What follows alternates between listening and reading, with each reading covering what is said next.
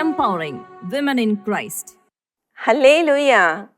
ഷെക്കേന ന്യൂസിന്റെ എല്ലാ പ്രിയ പ്രേക്ഷകർക്കും നമ്മുടെ കർത്താവായ യേശു ക്രിസ്തുവിന്റെ കൃപയും സമാധാനവും ആശംസിക്കുകയാണ്.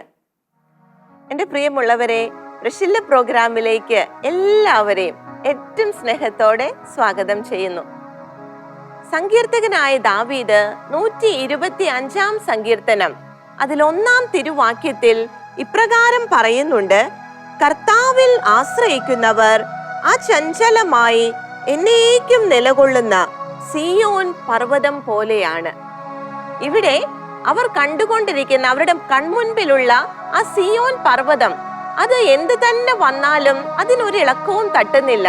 പ്രകൃതിയിൽ എന്തൊക്കെ മാറ്റങ്ങൾ സംഭവിച്ചാലും, എന്തൊക്കെ പ്രതിസന്ധികൾ അവിടെ ഉണ്ടായാലും സിയോൻ പർവ്വതം അതുപോലെ തന്നെ നിൽക്കുകയാണ്. പരിശുദ്ധ വചനം നമ്മളോട് പറയുകയാണ്, കർത്താവിൽ ആശ്രയിക്കുന്നവർ അതുപോലെയാണ്. ജീവിതത്തിൽ എത്രമാത്രം പ്രതികൂലങ്ങളും പ്രതിസന്ധികളും കാറ്റും കോളും മഴയും എന്തു തന്നെ വന്നാലും അവർ അചഞ്ചലരായി നിൽക്കും. കാരണം അവരുടെ ആശ്രയം കർത്താവിലാണ്. എൻ്റെ പ്രിയമുള്ളവരെ, നമ്മൾ പഠിച്ചുകൊണ്ടിരുന്ന സുവിശേഷകനായ വിശുദ്ധ മർക്കോസ് ലീഹയുടെ അമ്മയായ മറിയത്തിന്റെ ജീവിതം ഇത് തന്നെയല്ലേ നമുക്ക് കാണിച്ചു തന്നത്? എത്രമാത്രം പ്രതിസന്ധികളും ഭീഷണികളും ഒക്കെ ഉണ്ടായിട്ടും ആ അമ്മ അവൾ അചഞ്ചലയായി നിൽക്കുകയായിരുന്നു. കർത്താവിൽ ആശ്രയിച്ചുകൊണ്ട് പ്രതിസന്ധികളുടെയും പ്രതികൂലങ്ങളുടെയും എല്ലാം മുൻപിൽ, വധഭീഷണിയുടെ മുൻപിൽ വരെയും ആ ചഞ്ചലയായി നിന്ന ആ ഒരു അമ്മയെ കുറിച്ചാണ് നമ്മൾ പഠിച്ചുകൊണ്ടിരുന്നത്. ആ ആദിമ ക്രൈസ്തവ സമൂഹത്തിൽ എന്ത് പ്രതിസന്ധികൾ വന്നപ്പോഴും തന്റെ ഭവനം കർത്താവിന്റെ സഭയ്ക്ക് വേണ്ടി തുറന്നിട്ട് കൊടുത്തവളായിരുന്നു അവൾ. കാരാഗ്രഹത്തിലായിരുന്ന പത്രോസ് ലീഹ അവിടെ നിന്ന് മോചിതനായപ്പോൾ ഉറപ്പായിട്ടും പത്രോസ് ലീഹായെ അന്വേഷിച്ച് പട്ടാളക്കാർ വരുമെന്ന് അവൾക്കറിയാമായിരുന്നു. പക്ഷേ അതൊന്നും ഭയപ്പെടാതെ അവൾ ഇരു കൈകളും നീട്ടി തന്റെ ഭവനത്തിലേക്ക് പത്രോസ് ലീഹായെയും പ്രാർത്ഥിക്കാനായി ഒരുമിച്ച് കൂടിയ അനേകം പേരെയും അവൾ സ്വീകരിക്കുകയായിരുന്നു. അവൾ അചഞ്ചലയായി നിൽക്കുകയായിരുന്നു. ജീവിതത്തിൽ വന്ന ഏത് പ്രതിസന്ധിയുടെ മുൻപിലും അവൾ അചഞ്ചലയായി നിൽക്കുകയായിരുന്നു. ഈ വചനത്തിന്റെ അഭിഷേകം നമുക്ക് നമ്മുടെ ജീവിതങ്ങളിലേക്ക് ഏറ്റെടുക്കാം. കർത്താവിൽ ആശ്രയിക്കുന്നവർ അചഞ്ചലരായി എന്നേക്കും നിലകൊള്ളുന്ന സിയോൻ പർവ്വതം പോലെയാണ്. ആ ഒരു കൃപയ്ക്കായി നമുക്ക് പ്രാർത്ഥിക്കാം. പ്രിയമുള്ളവരെ, നമ്മൾ ആയിരിക്കുന്നിടത്തിരുന്ന് ഇന്നത്തെ നമ്മുടെ ശുശ്രൂഷകളെ പരിശുദ്ധാത്മാവിന്റെ കരങ്ങളിലേക്ക് നമുക്ക് ഏൽപ്പിക്കാം. കർത്താവിന്റെ ആഹ്വാനം നമ്മുടെ ജീവിതങ്ങളിലേക്ക് ഏറ്റെടുക്കുവാൻ, അതിനനുസരിച്ച് ജീവിതങ്ങളിൽ രൂപാന്തരം വരുത്തുവാനുള്ള കൃപയ്ക്കായി നമുക്ക് പ്രാർത്ഥിക്കാം. നാം ആയിരിക്കുന്നിടത്തിരുന്ന് നമ്മുടെ കർത്താവിനെ നമുക്ക് സ്തുതിച്ച് ആരാധിക്കാം. Hallelujah, hallelujah. ഈശോയെ, ഞങ്ങൾ അങ്ങയെ ആരാധിക്കുന്നു. കർത്താവേ, ഞങ്ങൾ അങ്ങയെ സ്തുതിക്കുന്നു. ആ ചഞ്ചലരായി നിൽക്കുവാനുള്ള കൃപ കർത്താവേ ഞങ്ങൾക്ക് നൽകണമേ. Hallelujah, hallelujah. കുരിശിൽ മരിച്ച എൻ ജീവനെ വീണ്ട രക്ഷിതാ ഈശോയേ, അരുമയുള്ളേശുവേ, കുരിശിൽ മരിച്ച എൻ ജീവനെ വീണ്ട രക്ഷിതാ. ഹല്ലേലൂയ. സകലവും മറന്നു ഞാൻ, സകലവും വെടിഞ്ഞു ഞാൻ, സകലവും മറന്നു ഞാൻ, സകലവും വെടിഞ്ഞു ഞാൻ. ദുർഘടമാലകൾ കടന്നു വരും. ഹല്ലേലൂയ. ദുർഘടമാലകൾ കടന്നു വരും. കർത്താവേ, ഈ ദുർഘട മലകൾക്ക് മുൻപിൽ അചഞ്ചലരായി നിൽക്കുവാനുള്ള അഭിഷേകം കർത്താവേ ഞങ്ങൾക്ക് പകരണമേ എന്ന് പ്രാർത്ഥിക്കുകയാണ്. Hallelujah, hallelujah. ഈശോയെ, ഞങ്ങൾ അങ്ങയിൽ ആശ്രയിക്കുന്നു.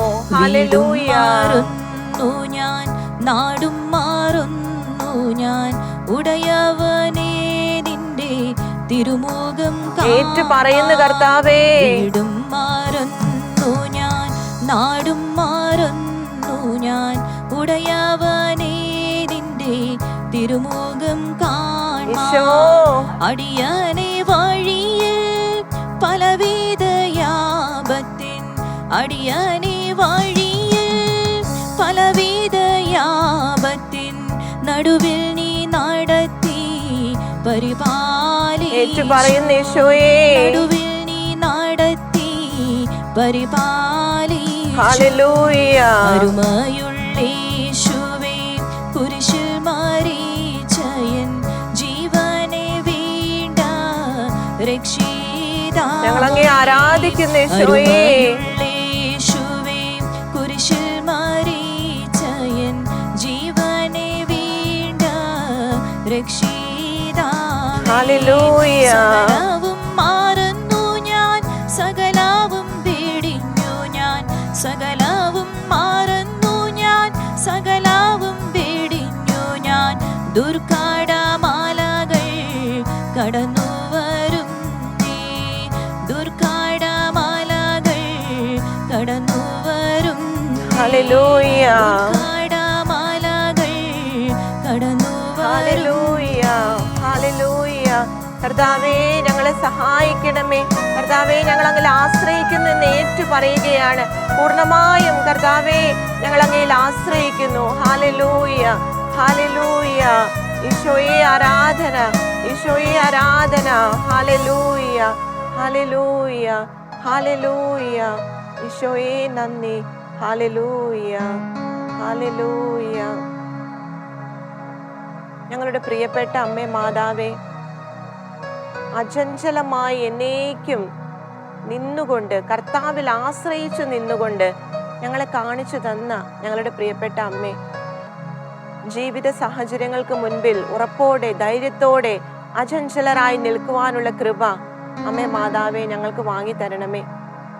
വിശുദ്ധ യോസേപ്പ് പിതാവേ, തിരുകുടുംബത്തിന്റെ പാലക, ഞങ്ങളുടെ കുടുംബങ്ങൾ കർത്താവിലുള്ള ആശ്രയത്വത്തിൽ നിന്ന് ഒരിക്കലും മാറിപ്പോകാതിരിക്കാൻ യോസേപ്പ് പിതാവേ ഞങ്ങളുടെ കുടുംബങ്ങൾക്ക് വേണ്ടി പ്രാർത്ഥിക്കണമേ. നമുക്ക് ചേർന്ന് പ്രാർത്ഥിക്കാം. നന്മ നിറഞ്ഞ മറിയമേ സ്വസ്തി, കർത്താവ് അങ്ങയോടുകൂടെ സ്ത്രീകളിൽ അങ്ങ് അനുഗ്രഹിക്കപ്പെട്ടവളാകുന്നു. അങ്ങയുടെ ഉദരത്തിൻ ഫലമായി ഈശോ അനുഗ്രഹിക്കപ്പെട്ടവനാകുന്നു.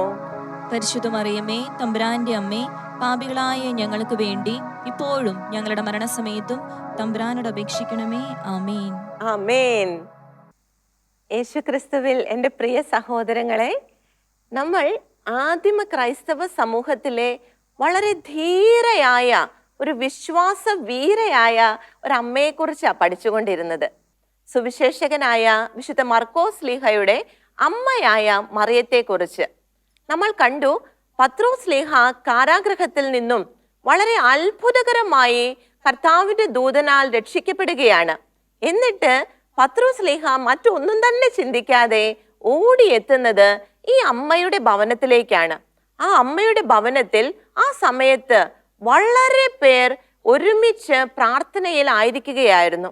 അപ്പോൾ തന്നെ നമുക്കറിയാം, രാത്രി സമയത്ത്, അതും അത്രയും പ്രതിസന്ധി നിറഞ്ഞ ആ ഒരു സമയത്ത് അവിടെ ഒരുമിച്ച് കൂടി പ്രാർത്ഥിക്കാൻ ആ ഭവനം വിട്ടുകൊടുത്ത അമ്മയുടെ ധീരതയെക്കുറിച്ച് ഒരിക്കൽ കൂടി ആ വചനം നമുക്കൊന്ന് ശ്രദ്ധിക്കാം.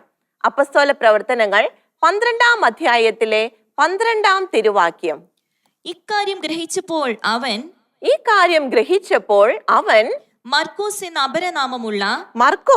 അപരനാമമുള്ള യോഹന്നാന്റെ അമ്മയായ മറിയത്തിന്റെ വീട്ടിലേക്ക് പോയി. അവിടെ വളരെ പേർ സമ്മേളിച്ച് പ്രാർത്ഥിച്ചുകൊണ്ടിരിക്കുകയായിരുന്നു. ഇവിടെ തനിക്കുള്ളതെല്ലാം, തന്റെ ഭവനം, തന്റെ സമ്പത്ത്, തനിക്കുള്ള സാധ്യതകളെല്ലാം കർത്താവിന്റെ വചനത്തിനു വേണ്ടി തുറന്നിട്ട് കൊടുക്കുന്ന ഒരമ്മയെയാണ് നമ്മൾ കാണുന്നത്. നമ്മൾ കണ്ടു, ആ ഭവനത്തിൽ വളരെ പേർ ഒരുമിച്ച് കൂടിയിരിക്കുകയായിരുന്നു. പത്രോസ് ലീഹ ഓടി വരുന്നത് ആ ഭവനത്തിലേക്കാണ്. അതിനർത്ഥം എന്താണ്? ആ ആദിമ ക്രൈസ്തവ സമൂഹത്തിലെ അവരുടെ പ്രാർത്ഥനാ കൂട്ടായ്മയുടെ ഒരു സങ്കേതമായിരുന്നു മർക്കോസിന്റെ അമ്മയായ മറിയത്തിന്റെ ഭവനം. ആദിമ ക്രൈസ്തവ സമൂഹത്തിലെ ഒരു പ്രോമിനന്റ് റോൾ ഉണ്ടായിരുന്ന വ്യക്തിയായിരുന്നു ഈ അമ്മ. അങ്ങനെ നിൽക്കണമെങ്കിൽ ആ അമ്മയ്ക്കുണ്ടായിരുന്ന നിലപാടിനെ കുറിച്ചാണ് നമ്മൾ കഴിഞ്ഞ ആഴ്ച ചിന്തിച്ചത്. ഇവിടെ അവൾക്കുള്ളതെല്ലാം അവൾ കർത്താവിന് വിട്ടുകൊടുക്കുകയാണ്. എന്തിനേറെ പറയുന്നു, അവളുടെ മകനായ മർക്കോസിനെ കർത്താവിന്റെ സുവിശേഷത്തിനായി വിട്ടുകൊടുത്ത ഒരു അമ്മയെയാ പരിശുദ്ധ വചനം നമുക്ക് പഠിപ്പിച്ചു തരുന്നത്. ഇന്ന് നമ്മുടെ ഭവനങ്ങളിലെ കുഞ്ഞുങ്ങളെ കർത്താവിൽ വളർത്താൻ, കർത്താവിനായി അവരെ വിട്ടുകൊടുക്കാൻ, കർത്താവിന്റെ വേലയിൽ അവരെ തീക്ഷ്ണതയുള്ളവരാക്കി മാറ്റാൻ നമ്മൾ ഓരോരുത്തരും എത്രമാത്രം ശ്രദ്ധിക്കുന്നുണ്ട്? ഈ അമ്മ നമുക്ക് ശരിക്കും ഒരു വെല്ലുവിളിയാ നൽകുന്നേ. അത്രയേറെ പ്രതിസന്ധികളുള്ള, പ്രശ്നങ്ങളുള്ള, ഭീഷണികളുള്ള ഒരു സമൂഹത്തിലാണ് അവർ ആയിരിക്കുന്നത്. ഒരു ക്രിസ്ത്യാനിയാണെന്നറിഞ്ഞാൽ അവർ വധഭീഷണിക്ക് വിധേയരാവുകയാണ്. എന്നിട്ടും തന്റെ മകനെ സുവിശേഷ വേലയ്ക്ക് വേണ്ടി പറഞ്ഞയക്കുന്ന ഒരു അമ്മയെയാണ് നമ്മൾ കാണുന്നത്. പത്രോസ്ലീഹായ്ക്കും പൗലോസ്ലീഹായ്ക്കും ഒക്കെ വലിയ സഹായമായിരുന്നു വിശുദ്ധ മർക്കോസ് എന്ന് അവർ തന്നെ സാക്ഷ്യപ്പെടുത്തിയിട്ടുണ്ട്. തിമോത്തിയോസിന് എഴുതിയ 2-ാം ലേഖനം, അവിടെ 4-ാം അധ്യായം 11-ാം തിരുവാക്യം നമുക്കൊന്ന് ശ്രദ്ധിക്കാം. ലൂക്ക മാത്രമേ എന്നോട് കൂടെയുള്ളൂ. പൗലോസ്ലീഹ പറയുകയാണ്, ലൂക്ക മാത്രമേ എന്നോട് കൂടെയുള്ളൂ. മർക്കോസിനെ കൂടെ നീ കൂട്ടിക്കൊണ്ടുവരണം. മാർക്കോസിനെ കൂടെ നീ കൂട്ടിക്കൊണ്ടുവരണം. ശുശ്രൂഷയിൽ അവൻ എനിക്ക് വളരെ പ്രയോജനപ്പെടും. അവൻ എനിക്ക് വളരെ പ്രയോജനപ്പെടും. ആരാ ഇത് പറയുന്നത്? പൗലോസ്ലീഹ പറയുകയാണ് മർക്കോസിനെ കൂടെ കൂട്ടണമെന്ന്. കാരണം എന്താ? അവൻ ശുശ്രൂഷയിൽ എനിക്ക് ഒത്തിരിയേറെ പ്രയോജനപ്പെടുമെന്ന്. സുവിശേഷ വേലയിൽ തന്റെ ജീവിതം ഇത്രയേറെ പ്രയോജനപ്പെടുത്താൻ മാത്രം മർക്കോസിനെ രൂപപ്പെടുത്തുന്നതിൽ അവന്റെ അമ്മയ്ക്ക് തീർച്ചയായും വലിയ പങ്കുണ്ട്. എൻ്റെ പ്രിയ അമ്മമാരെ, ഇതുപോലെ നമ്മുടെ മക്കളെ സുവിശേഷത്തിന് പ്രയോജനമുള്ളവരാക്കി മാറ്റാൻ നമ്മൾ എന്തൊക്കെയാ ചെയ്യുന്നത്? സ്വയം നമ്മൾ ഒന്ന് ചിന്തിക്കുക. അതിനായി അവരെ രൂപാന്തരപ്പെടുത്തുന്നതിൽ ഞാൻ എത്രമാത്രം പങ്ക് വഹിച്ചിട്ടുണ്ട്. ഇവിടെ ഈ അമ്മയുടെ ജീവിതം ആ മകന് തീർച്ചയായും ഒരു എക്സാമ്പിൾ ആയിരുന്നു. വളരെ മാതൃകാപരമായിട്ടുള്ള ഒരു ജീവിതമാണ് ആ അമ്മ തന്റെ മകന്റെ മുൻപിൽ കാണിച്ചു കൊടുത്തത്. സുവിശേഷത്തിന് വേണ്ടി ഏതറ്റം വരെ പോകാനും മടിക്കരുതെന്ന് ആ അമ്മ തന്റെ മകന് ജീവിതത്തിലൂടെ പറഞ്ഞു കൊടുക്കുകയായിരുന്നു. വാക്കുകളല്ല നമ്മൾ അവിടെ കാണുന്നത്, അവളുടെ ജീവിതമായിരുന്നു ആ മകന്റെ മുൻപിൽ അവൾക്കുണ്ടായിരുന്ന ഒരു സാക്ഷ്യം എന്ന് പറയുന്നത്. ഇവിടെ പൗലോസ്ലീഹ മാത്രമല്ല, പത്രോസ്ലീഹായും മർക്കോസിനെ കുറിച്ച് വലിയ കാര്യങ്ങളാ പറയുന്നത്. വിശുദ്ധ പത്രോസ്ലീഹ എഴുതിയ 1-ാം ലേഖനം, അവിടെ 5-ാം അധ്യായത്തിൽ 13-ാം തിരുവാക്യത്തിലേക്ക് നമുക്കൊന്ന് കടന്നു വരാം. നിങ്ങളെ പോലെ തിരഞ്ഞെടുക്കപ്പെട്ട ബാബിലോണിലെ സഭയും എന്റെ പുത്രനായ മർക്കോസും നിങ്ങൾക്ക് വന്ദനം പറയുന്നു. ഇവിടെ വിശുദ്ധ പത്രോസ്ലീഹ മർക്കോസിനെ എന്തെന്നാ വിളിക്കുന്നേ? എന്റെ പുത്രനായ മർക്കോസ് എന്നാണ്. പത്രോസ്ലീഹായുടെ ആത്മീയ പുത്രൻ എന്ന നിലയിൽ അത്രമാത്രം അടുപ്പമായിരുന്നു പത്രോസ്ലീഹയ്ക്ക് മർക്കോസിനോടുണ്ടായിരുന്നത്. എൻ്റെ പ്രിയ സഹോദരങ്ങളെ, വീണ്ടും നമ്മൾ ചിന്തിക്കേണ്ടത്, അമ്മമാരെന്ന നിലയിൽ എൻ്റെ മക്കൾക്ക് കർത്താവിലേക്ക് അടുക്കുവാൻ, കർത്താവിനോട് ചേർന്ന് ശുശ്രൂഷ ചെയ്യുവാൻ ഞാൻ എന്താ ചെയ്തു കൊടുത്തിരിക്കുന്നേ? ഇവിടെ ആദിമ ക്രൈസ്തവ സഭയിൽ പൗലോസ്ലീഹായും പത്രോസ്ലീഹായും ഇത്രമാത്രം ചേർത്ത് പിടിച്ച ആ ഒരു മകനെ രൂപപ്പെടുത്തിയെടുത്തത് ആ അമ്മയുടെ ജീവിതമായിരുന്നു. ഒത്തിരിയേറെ ഒരു സ്വാധീനം ആ അമ്മയുടെ ജീവിതം അവന് കൊടുത്തിട്ടുണ്ടായിരുന്നു. കർത്താവിന് വേണ്ടി ഒന്നും മാറ്റിവെക്കാതെ ഭവനമാണെങ്കിലും ജീവിതമാണെങ്കിലും സമ്പത്താണെങ്കിലും സാധ്യതകളാണെങ്കിലും മകനെ തന്നെ ആണെങ്കിലും വിട്ടുകൊടുത്ത ഒരു അമ്മയെയാണ് നമ്മൾ ഇവിടെ കാണുന്നത്. വളരെ മാതൃകാപരമായ ഒരു ജീവിതം നമുക്ക് മുൻപിൽ കാണിച്ചു തരുന്ന ഒരു ശ്രേഷ്ഠ വനിതയായിരുന്നു മർക്കോസിന്റെ അമ്മയായ മറിയം. ആ അമ്മ അവർ കുടുംബപരമായി അവർ സുവിശേഷ വേലയിലായിരുന്നു. നമുക്കറിയാം, പൗലോസ്ലീഹായുടെ സന്തത സഹചാരിയായിരുന്നു ബാർനബാസിന്റെ സഹോദരിയായിരുന്നു ഈ മർക്കോസിന്റെ അമ്മയായ മറിയം എന്ന പരിശുദ്ധ വചനം നമുക്ക് പറഞ്ഞു തരുന്നത്. കൊളോസോസുകാർക്ക് എഴുതിയ ലേഖനം 4-ാം അധ്യായം 10-ാം വാക്യത്തിൽ പൗലോസ്ലീഹ ഇത് വ്യക്തമാക്കുന്നുണ്ട്. എന്റെ കൂട്ടുതടവുകാരനായ അരിസ്താർക്കൂസ് നിങ്ങളെ അഭിവാദനം ചെയ്യുന്നു. അപ്രകാരം തന്നെ ബാർനബാസിന്റെ പിതൃവ്യപുത്രനായ മർക്കോസും, അതായത് ബാർനബാസിന്റെ നെഫ്യൂ ആയിരുന്നു മർക്കോസ്, ബാർനബാസിന്റെ സഹോദരിയുടെ മകൻ. അത്രമാത്രം സുവിശേഷത്തിന് വേണ്ടി കമ്മിറ്റ് ചെയ്യപ്പെട്ട ഒരു കുടുംബമായിരുന്നു ഈ മറിയത്തിന്റെ കുടുംബം. സഹോദരനാണെങ്കിലും മകനാണെങ്കിലും ഭവനം ഒന്നിച്ച് കർത്താവിനെ പ്രഘോഷിക്കുന്ന ഒരു കുടുംബം. ഇതെങ്ങനെ അവർക്ക് സാധിച്ചത് പ്രിയമുള്ളവരെ? അവർ കർത്താവിനെ തിരിച്ചറിഞ്ഞപ്പോൾ, കർത്താവിന്റെ വിളി അവർക്ക് ലഭിച്ചപ്പോൾ ആ വിളിയോട് അവർ ഏറ്റവും വിശ്വസ്തയോടെ തിരിച്ച് പ്രത്യുത്തരം നൽകുകയായിരുന്നു. വിളി ലഭിച്ചപ്പോൾ വിളിക്കനുസൃതം അവരുടെ ജീവിതങ്ങളെ ക്രമപ്പെടുത്തിയവളായിരുന്നു ഈ അമ്മയായ മറിയം. എൻ്റെ പ്രിയ സഹോദരങ്ങളെ, നമ്മൾ ഒത്തിരിയേറെ ചിന്തിച്ച കാര്യമാണ്. ആ ആദിമ സഭയിൽ കർത്താവിന് വേണ്ടി ഇതുപോലെ ധീരമായി നിൽക്കണമെങ്കിൽ അതത്ര എളുപ്പമുള്ള കാര്യമൊന്നുമല്ല. നിസ്സാരമായ കാര്യങ്ങളെ പ്രതി വിഷമിക്കുന്ന, ആകുലപ്പെടുന്ന നമുക്ക് മുൻപിൽ വലിയൊരു വെല്ലുവിളിയായി അമ്മ ഉയർത്തുന്നത്. കർത്താവിനെ പ്രതി ഏതറ്റം വരെ പോകാനും തയ്യാറായിരുന്ന ഈ ഒരമ്മ, തനിക്ക് ലഭിച്ച വിളിക്കനുസൃതം തന്റെ ജീവിതത്തെ രൂപാന്തരപ്പെടുത്തിയ ആ അമ്മ, അവൾക്ക് സമ്പത്തിന് കുറവുണ്ടായിരുന്നവളല്ല. അവൾക്ക് ബന്ധുക്കൾ ഇഷ്ടം പോലെ ഉണ്ടായിരുന്നു. ആ സമൂഹത്തിലെ നല്ലൊരു ഭവനം അവൾക്ക് സ്വന്തമായിരുന്നു. അല്ലെങ്കിൽ ഇത്രയേറെ പേരെ അതിൻ്റെ ഉള്ളിൽ അക്കോമഡേറ്റ് ചെയ്യാൻ അവൾക്ക് സാധിക്കില്ല. എല്ലാം കൊണ്ടും നല്ല സാധ്യതകളുള്ള ഒരു സ്ത്രീ ആയിരുന്നു അവൾ. എന്നിട്ടും ആ വെല്ലുവിളി ഏറ്റെടുക്കാൻ അവൾ തയ്യാറാവുകയായിരുന്നു. കർത്താവിന്റെ അനുയായികൾ ആ ഭവനത്തിൽ ഒന്നിച്ചു ചേർന്നിട്ടുണ്ടെന്ന അറിവ് ലഭിച്ചാൽ ഉറപ്പായിട്ടും ആ ഭവനം അവൾക്ക് നഷ്ടപ്പെടും. കർത്താവിന് വേണ്ടി നടക്കുന്ന ഒരു മകനാണെന്ന് കണ്ടറിഞ്ഞാൽ ആ മകനെ അവൾക്ക് നഷ്ടപ്പെടും. അവളുടെ ജീവിതം തന്നെ ഭീഷണിയിലാണ്. എന്ത് തന്നെ ഭീഷണിക്ക് മുൻപിലും തന്റെ വിളിയെ, കർത്താവ് തനിക്ക് നൽകിയ ആ ഒരു വിളിയെ, അതിനെ ഏറ്റവും വലുതായി കണ്ട ഒരു അമ്മയാണ് നമ്മൾ ഇവിടെ കാണുന്നത്. എൻ്റെ പ്രിയ സഹോദരങ്ങളെ, ഇതുപോലെ വിളി ലഭിച്ചവരല്ലേ നാം ഓരോരുത്തരും? നമ്മൾ ക്രിസ്ത്യാനിയാണെന്ന് ഏറ്റു പറഞ്ഞപ്പോൾ, കർത്താവിനായി നമ്മുടെ ജീവിതങ്ങളെ കൊടുത്തു കഴിഞ്ഞപ്പോൾ, ആ വിളിക്കനുസൃതം ജീവിക്കാൻ നമ്മൾ വിളിക്കപ്പെട്ടവരല്ലേ? ആ വിളി എന്താണെന്ന് നമ്മൾ തിരിച്ചറിഞ്ഞിട്ടുണ്ടോ? ആ വിളിയുടെ മഹാത്മ്യം എന്താണെന്ന് നമ്മൾ തിരിച്ചറിഞ്ഞിട്ടുണ്ടോ? പരിശുദ്ധ ബൈബിളിൽ ഇതുപോലെ വിളി ലഭിച്ച ഒത്തിരി പേരെ നമുക്ക് കാണുവാനായിട്ട് സാധിക്കും. ആദ്യം മുതൽ നമുക്ക് ഒത്തിരിയേറെ വിളി ലഭിച്ച മനുഷ്യരെ കാണാൻ സാധിക്കും.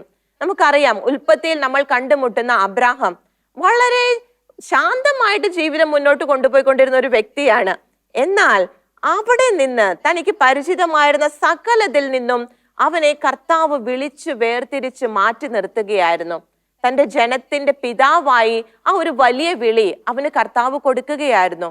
വീണ്ടും നമ്മൾ കാണുന്നു മോശയെ. വളരെ ഉന്നതമായ രീതിയിൽ ജീവിച്ചുകൊണ്ടിരുന്ന ഒരു വ്യക്തിയായിരുന്നു മോശ. മോശയെ കർത്താവ് വിളിച്ചു. തന്റെ അടിമത്തത്തിലായിരിക്കുന്ന ജനത്തിന്റെ രക്ഷയ്ക്ക് വേണ്ടി, അവരുടെ വിമോചകനായിട്ട് മോശയെ കർത്താവ് വിളിക്കുകയാണ്. വീണ്ടും എല്ലാ പുസ്തകങ്ങളിലും നമുക്ക് ഓരോരോ വിളികളെ കാണാൻ സാധിക്കും. സാമുവേൽ പ്രവാചകനെ കർത്താവ് വിളിച്ചു വേർതിരിക്കുകയാണ് വളരെ ചെറുപ്പത്തിൽ തന്നെ. എന്തിനായിട്ടായിരുന്നു? ഇസ്രായേലിന്റെ ആദ്യ രാജാവിനെ അഭിഷേകം ചെയ്യാൻ, ആ ഒരു വലിയ ശുശ്രൂഷയ്ക്കായി വളരെ ചെറുപ്പത്തിൽ തന്നെ സാമുവേൽ പ്രവാചകനെ ഒരു പ്രവാചകനായി, ഒരു പുരോഹിതനായി, ഒരു ദൈവദാസനായി വിളിച്ചു വേർതിരിക്കുകയാണ്. ഓരോ പ്രവാചകന്മാരെയും, ഏശയ്യ, ജെറമിയ, യോന, നമുക്കറിയാം ഒത്തിരി ഈ പ്രവാചകന്മാരെയൊക്കെ കർത്താവ് വിളിച്ച് വേർതിരിച്ച് നിർത്തിയവരാ. പുതിയ നിയമത്തിലേക്ക് കടന്നു വരുമ്പോൾ അമ്മ മാതാവിനെ കർത്താവ് വിളിച്ച് വേർതിരിക്കുകയാ. തന്റെ മകന് അമ്മയായി തന്റെ ജീവിതം തന്നെ കർത്താവിന് സമർപ്പിക്കാനായി. പൗലോസ് സ്ലീഹായെ, പത്രോസ് സ്ലീഹായെ, ഓരോ ശിഷ്യന്മാരെയും ഈശോ പോയി പേര് വിളിച്ച് അവരെ വേർതിരിച്ചു കൊണ്ടുവരുന്നുണ്ട്. തങ്ങൾക്ക് ലഭിച്ച വിളിക്ക് അനുസൃതം ജീവിതം നയിച്ചവരായിരുന്നു നമ്മൾ കണ്ട ഈ ഓരോ വ്യക്തികളും. വിളി തിരിച്ചറിഞ്ഞ് അതനുസരിച്ച് ജീവിച്ചവരായിരുന്നു. അതിന് അവർക്ക് ഒത്തിരിയേറെ വില കൊടുക്കേണ്ടി വന്നിട്ടുണ്ട്. വിളിക്കനുസൃതം ജീവിക്കുമ്പോൾ ഉറപ്പായിട്ടും നമുക്കതിന് വില കൊടുക്കേണ്ടതായി വരും. നമുക്കറിയാം, ഈ അമ്മ, നമ്മൾ പഠിച്ചുകൊണ്ടിരിക്കുന്ന ഈ അമ്മ, മർക്കോസ് ലീഹായുടെ അമ്മയായ മറിയം എത്രമാത്രം വിലയാണ് കൊടുത്തതെന്ന് നമ്മൾ ചിന്തിച്ചു. നമ്മളിപ്പോൾ കേട്ട ഓരോരുത്തരും എത്രമാത്രം വില കൊടുത്താണ് അവർ കർത്താവ് തങ്ങൾക്ക് നൽകിയ വിളിയോട് പ്രത്യുത്തരിച്ചതെന്ന്. ഇന്ന് കർത്താവ് നമ്മെ വിളിച്ചിട്ടുണ്ടോ? ആ ഒരു സംശയത്തിൽ നമ്മൾ ആയിരിക്കേണ്ട കാര്യമില്ല. പരിശുദ്ധ വചനം നമുക്കൊരു ഉറപ്പ് നൽകുന്നുണ്ട്. നമുക്ക് തിമോത്തിയോസിന് എഴുതിയ 2-ാം ലേഖനം, അവിടെ 1-ാം അധ്യായത്തിൽ 9-ാം വാക്യത്തിന്റെ ആദ്യ ഭാഗം നമുക്കൊന്ന് ശ്രദ്ധിക്കാം. അവിടുന്ന് നമ്മെ രക്ഷിക്കുകയും വിശുദ്ധമായ വിളിയാൽ നമ്മെ വിളിക്കുകയും ചെയ്തിരിക്കുന്നു. എന്റെ പ്രിയ സഹോദരങ്ങളെ, പരിശുദ്ധ വചനം വളരെ വ്യക്തമായി പറഞ്ഞിരിക്കുകയാണ്, അവിടുന്ന് നമ്മെ രക്ഷിച്ച് വിശുദ്ധമായ വിളിയാൽ നമ്മെ വേർതിരിച്ചിരിക്കുന്നു എന്ന്. നമുക്ക് ഓരോരുത്തർക്കും വിളി ലഭിച്ചവരാണ് പ്രിയമുള്ളവരെ. കർത്താവ് നൽകിയ രക്ഷയെ സ്വീകരിച്ച് ആ രക്ഷയ്ക്കനുസരിച്ചുള്ള ജീവിതം നയിക്കാൻ വിളിക്കപ്പെട്ടവരാണ് നാം ഓരോരുത്തരും. വിശുദ്ധമായ ഒരു ജീവിതം, കർത്താവിന്റെ പ്രമാണങ്ങൾ അനുസരിച്ചു കൊണ്ടുള്ള ഒരു ജീവിതം. എല്ലാറ്റിലും ഉപരിയായി നമുക്കറിയാം, വിശുദ്ധ മർക്കോസ് ശ്ലീഹായുടെ സുവിശേഷത്തിൽ തന്നെ 16-ാം അധ്യായം 15-ാം വാക്യത്തിൽ സകലർക്കുമുള്ള വലിയ ഒരു ദൈവവിളിയെ കുറിച്ച് കർത്താവ് പറയുന്നുണ്ട്. നാം ഓരോരുത്തരും എന്തിലേക്കാണ് വിളിക്കപ്പെട്ടതെന്ന് അവിടെ പരിശുദ്ധ വചനം വ്യക്തമാക്കി തരുന്നുണ്ട്. കർത്താവ് തന്നെ പറയുകയാണ്, അവൻ അവരോട് പറഞ്ഞു, കർത്താവ് അവരോട് പറഞ്ഞു, നിങ്ങൾ ലോകമെങ്ങും പോയി എല്ലാ സൃഷ്ടികളോടും സുവിശേഷം പ്രസംഗിക്കുവിൻ. എന്റെ പ്രിയമുള്ളവരെ, ഈ ഒരു വിളി അത് വളരെ ചുരുക്കം പേർക്ക് മാത്രമുള്ളതല്ല. കർത്താവ് പറയുന്നത് നാം ഓരോരുത്തരോടുമാണ്. ലോകമെങ്ങും പോയി എല്ലാ സൃഷ്ടികളോടും സുവിശേഷം പ്രസംഗിക്കാൻ വിളിക്കപ്പെട്ടവരാ നമ്മൾ ഓരോരുത്തരും. ആ ഒരു വിളിയെ സ്വീകരിച്ചത് കൊണ്ടാണ് ആദിമ ക്രൈസ്തവ സമൂഹത്തിലുള്ളവർ എത്രമാത്രം പ്രതിസന്ധികളും പ്രശ്നങ്ങളും ഉണ്ടായപ്പോഴും അവർ തങ്ങളുടെ വിളിയോട് ചേർന്ന് നിന്നത്, തങ്ങളുടെ വിളിക്ക് അവർ 1-ാം സ്ഥാനം കൊടുത്തത്, കർത്താവിന്റെ വാക്കുകളെ അവർ ശിരസാ വഹിച്ചത് കൊണ്ടാണ്. എൻ്റെ പ്രിയമുള്ളവരെ, നമ്മൾ പരിശുദ്ധ വചനത്തിലേക്ക് നോക്കുമ്പോൾ വിളി ലഭിച്ച ഓരോരുത്തരും വളരെ വലിയ വില കൊടുത്ത് ആ വിളിയോട് ചേർന്ന് പോകുന്നതാണ് നമ്മൾ കണ്ടത്. പൗലോസ് ശ്ലീഹ വളരെ വ്യക്തമായിട്ടൊരു കാര്യം നമുക്ക് പറഞ്ഞു തരുന്നുണ്ട്. വളരെ വലിയൊരു വിളി ലഭിച്ചവനായിരുന്നു അദ്ദേഹം. എന്നാൽ തൻ്റെ ജീവിതത്തെക്കുറിച്ച് പൗലോസ് ശ്ലീഹ വളരെ ശ്രേഷ്ഠമായ ഒരു ആത്മാഭിമാനത്തോടെ നമ്മളോട് പറയുകയാണ്. ഫിലിപ്പിക്കാർക്ക് എഴുതിയ ലേഖനം 4-ാം അധ്യായം 9-ാം തിരുവചനം. എന്നിൽ നിന്ന് പഠിച്ചതും, പൗലോസ് ശ്ലീഹ വളരെ ആത്മവിശ്വാസത്തോടെ പറയുകയാണ്, എന്നിൽ നിന്ന് പഠിച്ചതും സ്വീകരിച്ചതും കേട്ടതും എന്നിൽ കണ്ടതും നിങ്ങൾ ചെയ്യുവിൻ. അതായത് തനിക്ക് ലഭിച്ച വിളി അതനുസരിച്ച് ജീവിക്കുന്നതിൽ താൻ വളരെ സക്സസ്ഫുൾ ആണെന്ന് പൗലോസ് ശ്ലീഹയ്ക്ക് ഉത്തമ ബോധ്യമുണ്ടായിരുന്നു. അതുകൊണ്ടാ പൗലോസ് ശ്ലീഹ വിളിച്ചു പറയുന്നത്, എന്നിൽ നിന്ന് കേട്ടത്, എന്നിൽ കണ്ടത്, എന്നിൽ നിന്ന് നിങ്ങൾ സ്വീകരിച്ചത് അതനുസരിച്ച് അതുപോലെ നിങ്ങൾ ചെയ്യുവിനെന്ന്. വിളിക്കനുസൃതമാണ് താൻ ജീവിക്കുന്നതെന്ന് പൗലോസ് ശ്ലീഹയ്ക്ക് ഉറപ്പുണ്ടായിരുന്നു. തന്റെ അവസാന നിമിഷത്തിലും പൗലോസ് ശ്ലീഹ എന്താ പറയുന്നത്? തിമോത്തിയോസിന് എഴുതിയ 2-ാം ലേഖനം 4-ാം അധ്യായം 7-ാം തിരുവാക്യം. ഞാൻ നന്നായി പൊരുതി എന്റെ ഓട്ടം പൂർത്തിയാക്കി വിശ്വാസം കാത്തു. പൗലോസ് ശ്ലീഹായുടെ ഈ വാക്യങ്ങൾ അതായിരിക്കണം പ്രിയമുള്ളവരെ നമ്മുടെ ലക്ഷ്യം. നമ്മുടെ അവസാനം, ജീവിത അവസാനത്തിൽ ഇതുപോലെ പറയാൻ നമുക്ക് സാധിക്കണം.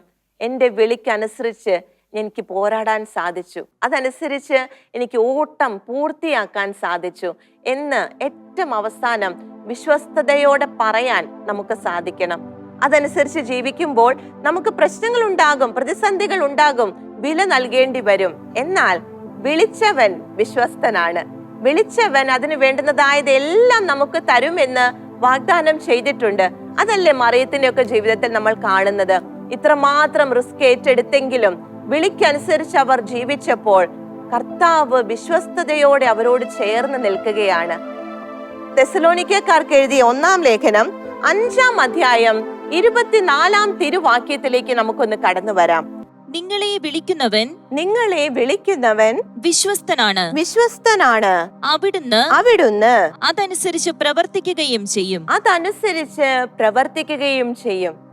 നമ്മൾ വിളിക്കനുസൃതം ജീവിക്കുമ്പോൾ വിശ്വസ്തനായ കർത്താവ് നമ്മളോടൊപ്പം ഉണ്ടെന്ന തിരുവചനം നമുക്ക് ഉറപ്പ് തരുന്നത്. ആ വിളിക്കനുസരിച്ച് പോകുമ്പോൾ നമുക്ക് ആവശ്യമായതെല്ലാം അതിനനുസരിച്ച് പ്രവർത്തിച്ചുകൊണ്ട് നമ്മളോടൊപ്പം നിൽക്കുന്ന വിശ്വസ്തനായ ഒരു കർത്താവ്. അതല്ലേ മറിയത്തിന്റെ ജീവിതം നമുക്ക് പറഞ്ഞു തരുന്നത്. ആ അമ്മ വളരെയേറെ റിസ്കുകൾ എടുത്ത്, വെല്ലുവിളികൾ എടുത്ത് വിശ്വസ്തയോടെ തന്റെ വിളിയിൽ ഉറച്ചു നിന്നപ്പോൾ അതനുസരിച്ച് പ്രവർത്തിച്ച് അവളോടൊപ്പം നിൽക്കുന്ന കർത്താവിനെയല്ലേ നമ്മൾ അവളുടെ ജീവിതത്തിൽ കാണുന്നത്. എൻ്റെ പ്രിയമുള്ള സഹോദരങ്ങളെ, കർത്താവ് നാം ഓരോരുത്തരെയും വിളിച്ചിട്ടുണ്ട്, നമ്മൾ കണ്ടു. ആ വിളിയോട് വിശ്വസ്തയോടെ ആയിരിക്കുവാൻ ആ ഒരു കൃപ നമുക്ക് ലഭിക്കാനായി നമുക്ക് പ്രാർത്ഥിക്കാം. വിളിച്ചവൻ വിശ്വസ്തനായി നമ്മളോട് ചേർന്ന് നിൽക്കുന്നുണ്ട്. എന്ത് തന്നെ വന്നാലും വിളിച്ച കർത്താവ് എന്നോടൊപ്പം ഉണ്ടെന്ന് നമുക്ക് ഉറപ്പായിട്ടും വിശ്വസിക്കാം. ആ ഒരു കൃപ അത് വിശ്വസിച്ചുകൊണ്ട് മുന്നോട്ട് പോകുവാനുള്ള കൃപയ്ക്കായി നമുക്ക് പ്രാർത്ഥിക്കാം. നാം ആയിരിക്കുന്നിടത്തിരുന്ന് നമുക്ക് പ്രാർത്ഥനയിലായിരിക്കാം. വിളിയോട് വിശ്വസ്തത പുലർത്താൻ, ആ വിശ്വസ്തനായ കർത്താവിൽ ആശ്രയിക്കാനുള്ള ആ ഒരു വലിയ അഭിഷേകത്തിനായിട്ട് നമ്മെ തന്നെ നമുക്ക് സമർപ്പിക്കാം. Hallelujah, hallelujah. കർത്താവേ, ഞങ്ങൾ പ്രാർത്ഥിക്കുകയാണ് വിളിയോട് വിശ്വസ്തത പുലർത്തി മുന്നേറുവാനുള്ള വലിയ അഭിഷേകത്തിനായിട്ട് കർത്താവേ ഞങ്ങൾ പ്രാർത്ഥിക്കുന്നു. Hallelujah, hallelujah. വിളിച്ചവനെന്നും വിശ്വസ്തൻ, അന്ത്യത്തോളം കാക്കും അവൻ. നിന്നെ വഴിയിൽ അവൻ കൈവെടിയുമോ? നിനക്കാശ്രയം ഇല്ലാതാകുമോ? ഹല്ലേലൂയ. നിന്നെ വഴിയിൽ അവൻ കൈവെടിയുമോ? നിനക്കാശ്രയം ഇല്ലാതാകുമോ? ഈശോയെ, ഞങ്ങൾ വിശ്വസിക്കുന്നു ഞങ്ങളെ വഴിയിൽ കൈവിട്ട് പോകുന്നവനല്ല അങ്ങ്. ഞങ്ങൾക്ക് ആശ്രയമില്ലാതാവുകയില്ലെന്ന് ഞങ്ങൾ വിശ്വസിക്കുന്നു. വിളിച്ചവനായ വിശ്വസ്തനായ കർത്താവിൽ പരിപൂർണമായും ഞങ്ങൾ ആശ്രയിക്കുന്നു. Hallelujah, hallelujah. കർത്താവേ, ഞങ്ങൾ അങ്ങയിൽ ആശ്രയിക്കുകയാണ്. ഹല്ലേലൂയ. ഈശോയെ, ആരാധന, ആരാധന. വഴിയറിയാതെ വലയുകില്ല, ആശ്രയമില്ലാതെ അലയുകില്ല. ഹല്ലേലൂയ. വഴിയറിയാതെ വലയുകില്ല, ആശ്രയമില്ലാതെ അലയുകില്ല. വിശ്വസിക്കുന്നു കർത്താവേ. ഒരിക്കലും നിന്നെ പിരിയാതെന്നും പരിപാലിക്കും കൃപമതി. ഹല്ലേലൂയ. ഒരിക്കലും നിന്നെ പിരിയാതെന്നും പരിപാലിക്കും കൃപമതി. അത് മാത്രം മതി കർത്താവേ. ഉന്നതനേശുവിൻ വൻമഹത്വം നീ മന്നിതിലെന്നും ഘോഷിക്കണം. അവനായെന്നും നീ ജീവിക്കണം. ഉന്നതനേശുവിൻ വൻമഹത്വം നീ മന്നിതിലെന്നും ഘോഷിക്കണം. അവനായെന്നും നീ ജീവിക്കണം. ആമേൻ. വിളിച്ചവനെന്നും വിശ്വസ്തൻ, അന്ത്യത്തോളം കാക്കും അവൻ. നിന്നെ വഴിയിൽ അവൻ കൈവെടിയില്ല. ഹല്ലേലൂയ. നിനക്കാശ്രയം ഇല്ലാതാകില്ല. ഹല്ലേലൂയ. നിന്നെ വഴിയിൽ അവൻ കൈവെടിയില്ല. നിനക്കാശ്രയം ഇല്ലാതാകില്ല. ഞങ്ങൾ വിശ്വസിക്കുന്ന കർത്താവേ. നിന്നെ വഴിയിൽ അവൻ കൈവെടിയില്ല. നിനക്കാശ്രയം ഇല്ലാതാകില്ല. Hallelujah, hallelujah. നിനക്കാശ്രയം ഇല്ലാതാകില്ല. Hallelujah, hallelujah. ഇല്ലാതാകില്ല. ഈശോയെ, ഞങ്ങൾ വിശ്വസിക്കുന്നു ഞങ്ങൾ ഒരിക്കലും കൈവിടപ്പെടുകയില്ലെന്ന് ഞങ്ങൾ വിശ്വസിക്കുന്നു. ഞങ്ങൾക്ക് ആവശ്യമുള്ളതെല്ലാം നൽകിക്കൊണ്ട് അങ്ങ് ഞങ്ങളുടെ ഒപ്പമുണ്ടെന്ന് ഞങ്ങൾ വിശ്വസിക്കുന്നു. കർത്താവേ, വിളിച്ചവനായ വിശ്വസ്തനായ അങ്ങിൽ പരിപൂർണമായും ആശ്രയിച്ച് മുന്നോട്ട് പോകുവാനുള്ള കൃപയ്ക്കായി കർത്താവേ ഞങ്ങളെ അഭിഷേകം ചെയ്യണമേ. Hallelujah, hallelujah, hallelujah. ഈശോയെ നന്ദി, ഈശോയെ നന്ദി. ഹല്ലേലൂയ. ആമേൻ. എൻ്റെ പ്രിയ സഹോദരങ്ങളെ, മറിയത്തിന്റെ ജീവിതത്തിലൂടെ നമ്മൾ പഠിച്ചതുപോലെ വിളിയോട് വിശ്വസ്തത പുലർത്തിക്കൊണ്ട് മുന്നോട്ട് പോകാനുള്ള കൃപ നമുക്ക് ഓരോരുത്തർക്കും ലഭിക്കട്ടെ.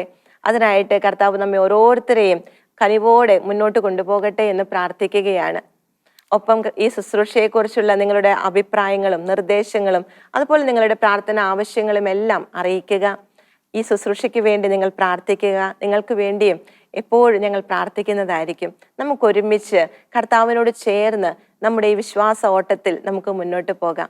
കർത്താവ് എല്ലാവരെയും സമൃദ്ധമായി അനുഗ്രഹിക്കുകയും പരിപാലിക്കുകയും ചെയ്യട്ടെ. നിങ്ങളുടെ അഭിപ്രായങ്ങളും പ്രാർത്ഥനാ നിയോഗങ്ങളും ഞങ്ങളെ അറിയിക്കുക. ഞങ്ങളുടെ നമ്പർ 9495219811. ഞങ്ങളുടെ ഇമെയിൽ priscilla@gmail.com. ഞങ്ങളുടെ address പ്രിഷില്ല Shekinah news, Thalikkode, Pattikkad PO, Thrissur, Kerala 680652.